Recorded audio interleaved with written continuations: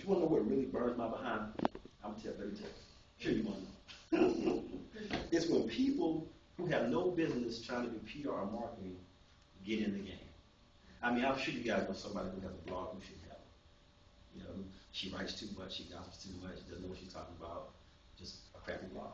You know, they need to stop. I mean, we all know something like that. See, it's interesting. I'm glad you guys are doing what you're doing because you don't have a direct major, but public relations at its core is a science. It's a discipline. It's an art form, and it should be respected as such. I mean, it really is a discipline.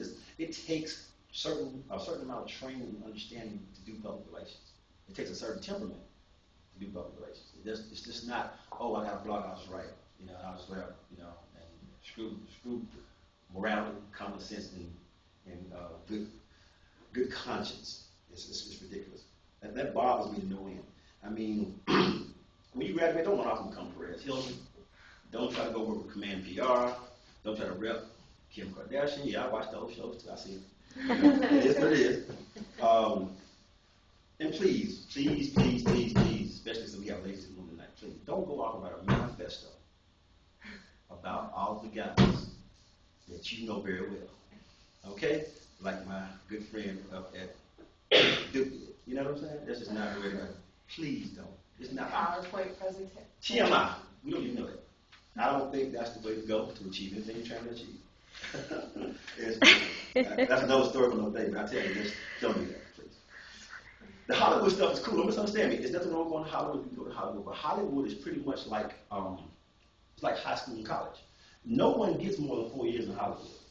No one can really name you more than 2 or 3 actors or actresses that have been hot for more than 4 years. I mean, everybody comes and goes. Don't misunderstand me. You still know them. They may still make money, but they're not hot.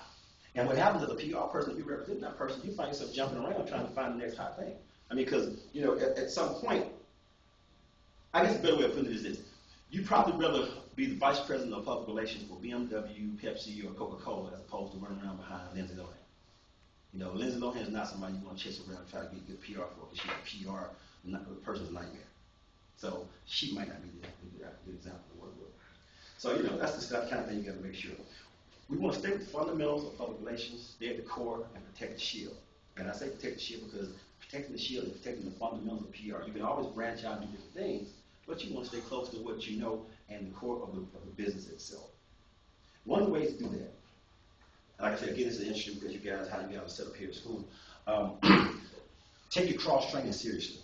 For example, when you have, and you guys can correct me if I'm wrong on classes, when you have your marketing classes, your PR classes, your branding classes, your psychology classes, make sure you understand those classes and how they interact with each other. A lot of people don't do that because they get away from the fundamentals, which is why you end up with Perez Hilton and foolishness like that. For example, I think you told me you worked for The Gap. The Gap made a big snafu recently. Did you know about it? I know. The Gap. Are you familiar? Did you work with? I didn't work with The Gap. No, I thought I heard someone say that. Maybe I'm sorry. That's okay. But anyway, so The Gap itself, they just changed the colors. Yeah. Right. And had a big mess, and then everything turned back overnight. You know, that's something that just happened a few weeks ago. Back before you guys probably were around, Coca-Cola did the same thing with Coca-Cola. You may have heard that or studied that. They changed the flavor of Coke. They decided to make it sweet, and they called it New Coke. And everybody's like, "No, New Coke is crap. We don't want it." And they lost millions of dollars on that. Just stupid. And that goes to marketing, understanding the mindset. Also, PR, I call it people relations because you have to understand people and the mindsets of people. That's really what it boils down to. And as far as branding, a brand is a psychological relationship that consumers have with a particular product or service that influences how they behave, act, or think about that. I mean, I think it's a psychological relationship. There's something that when they talk about it, you think a certain way, or you smile when you hear about a certain type of clothing. Oh, a Claiborne, or you know, Gucci, a Fendi product. You just think, oh, cool, because that's the brand that's been ingrained in your mind. So I think that's very important. The cross-training is very important. One thing I think I've heard you guys talk about tonight, and I'm very proud of you guys, always be well-read. I read at least 2 articles or 3 articles every day from 10 different cities across the country. I do all the big cities, NYC, Chicago, Atlanta, Houston, and I do check on places like Iowa, Montana, Seattle, Phoenix. You want to know what's going on in places because if you become a writer or a journalist or you're involved in marketing later on, it's going to be important to understand people in different areas because when you study those people or read about what's going on with them, it creates a sense of empathy. And even though we're not going to be opinionated writers, at the same time, if you write from a perspective of really understanding what people are going through in a certain area, it helps the reader process better what you're trying to say. When you're trying to convey a story, somebody from a situation like a Katrina or a Missouri flood or something like that. I think it's important to pay attention to that.